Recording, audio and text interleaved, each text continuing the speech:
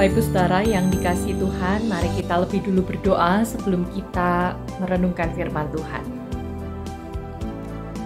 Tuhan yang baik, kami sungguh mengucap syukur bahwa sampai saat ini Engkau senantiasa mengasihi kami. Dan bersama-sama saat ini kami akan merenungkan firman Tuhan, kiranya Engkau yang menolong kami, supaya kami boleh dikuatkan dari perenungan firman yang akan kami lakukan, dan dari firman Tuhan juga kami senantiasa memperoleh semangat yang baru untuk kami menjalani kehidupan ini dengan segala pergumulan yang terjadi di dalamnya. Kami menantikan firman Tuhan saat ini, biarlah Tuhan yang berbicara kepada setiap kami secara pribadi. Di dalam nama Tuhan Yesus kami berdoa. Amin.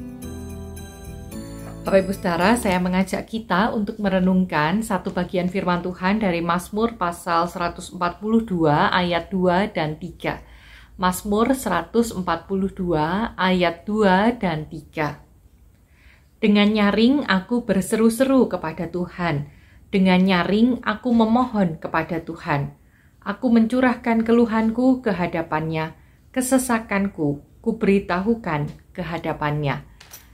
Bapak Ibu, suatu hari ada seorang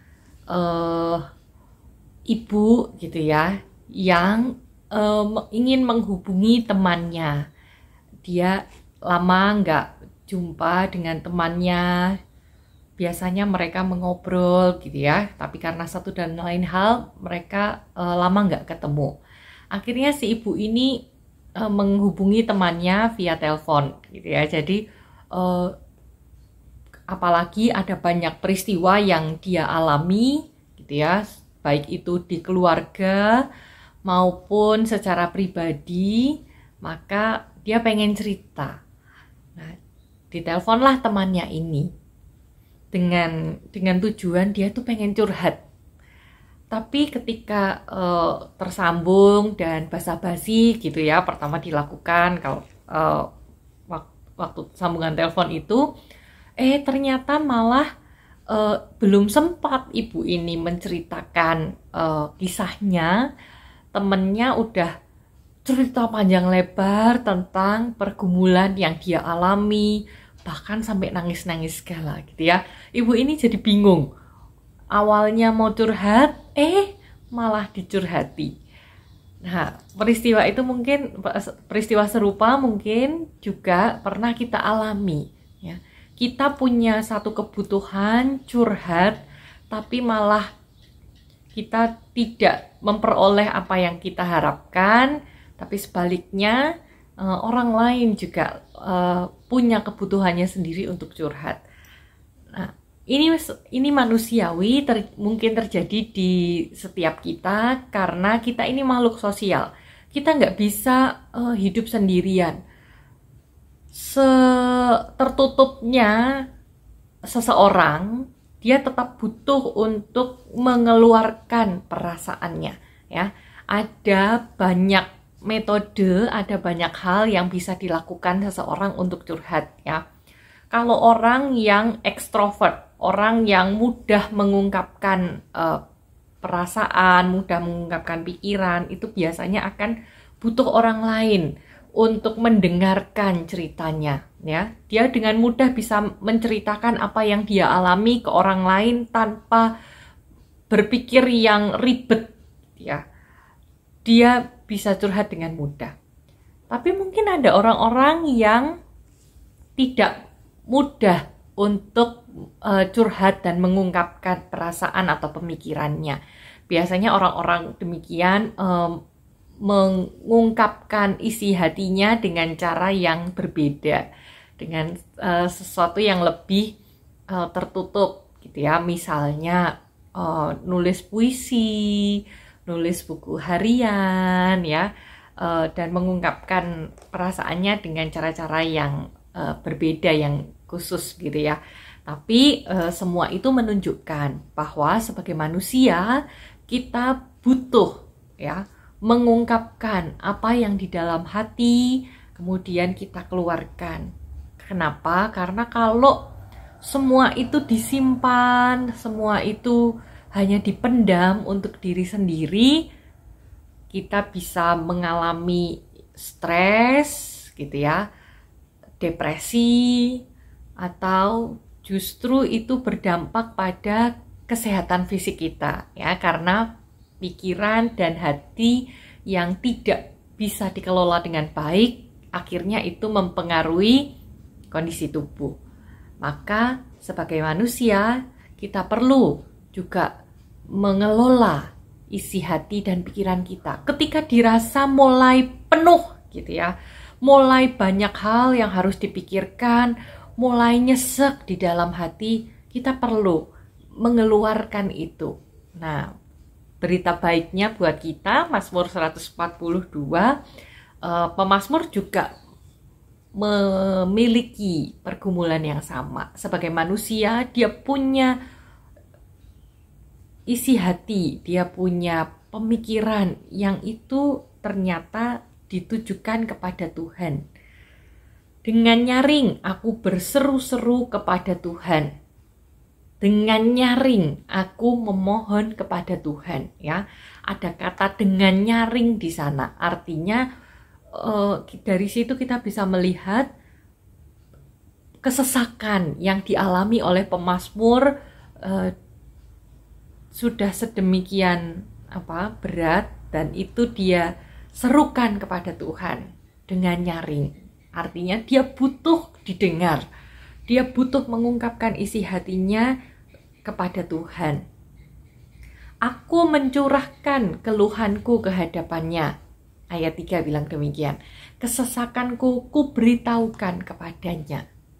Jadi pemazmur lebih dulu datang kepada Tuhan untuk mencurahkan isi hatinya, mencurahkan keluhannya dan kesesakannya, ia beritahukan kepada Tuhan.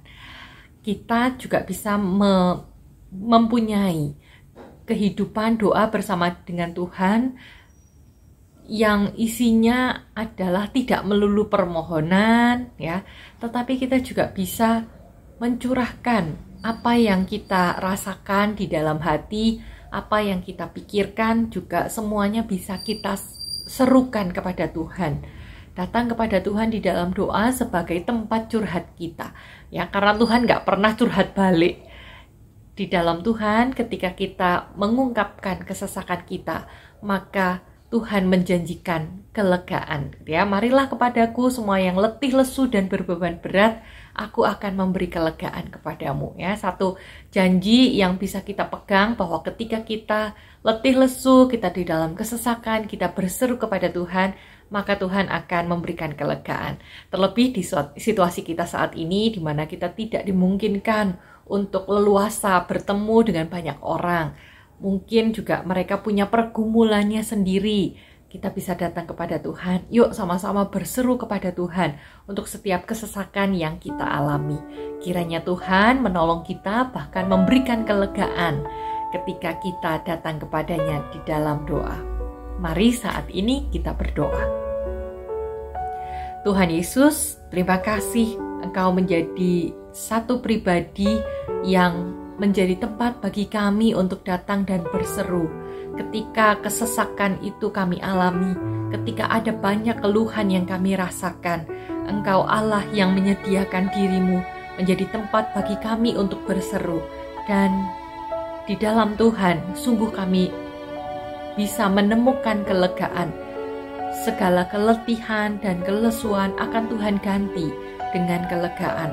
Maka ya Bapa, saat ini kami sungguh mengharapkan kelegaan yang kiranya Tuhan bisa berikan kepada setiap kami. Ketika kami mulai jenuh dengan situasi ini, ketika kami mulai lelah dengan segala pembatasan yang terjadi di sekitar kami, ketika kami mulai patah semangat, hilang harapan, biarlah Tuhan yang kiranya hadir menggantikan itu semua dengan kelegaan dan damai sejahtera. Ketika kami mulai lelah dengan kondisi diri kami, dengan segala pergumulan yang ada, baik itu sakit, penyakit maupun persoalan di dalam keluarga, ya Tuhan, kiranya Engkau yang menggantikan setiap rasa gundah itu dengan sebuah ketenangan, sehingga kami boleh menjalani hari-hari kami kembali dengan penuh semangat, dengan penuh berkat Tuhan yang senantiasa tercurah dalam kehidupan kami. Ajar kami ya Bapa untuk bisa menghitung berkat Tuhan, sehingga ketika kami merasakan letih, lesu, dan berbeban berat di dalam kehidupan ini, kami boleh punya semangat dan kekuatan yang baru, karena kami mengingat betapa baiknya Tuhan dan betapa luar biasanya Tuhan yang kami sembah. Tuhan, biarlah setiap kami menjadi anak-anak Tuhan yang mengandalkan Tuhan dan menaruh sandaran kehidupan kami yang utama hanya kepada Tuhan.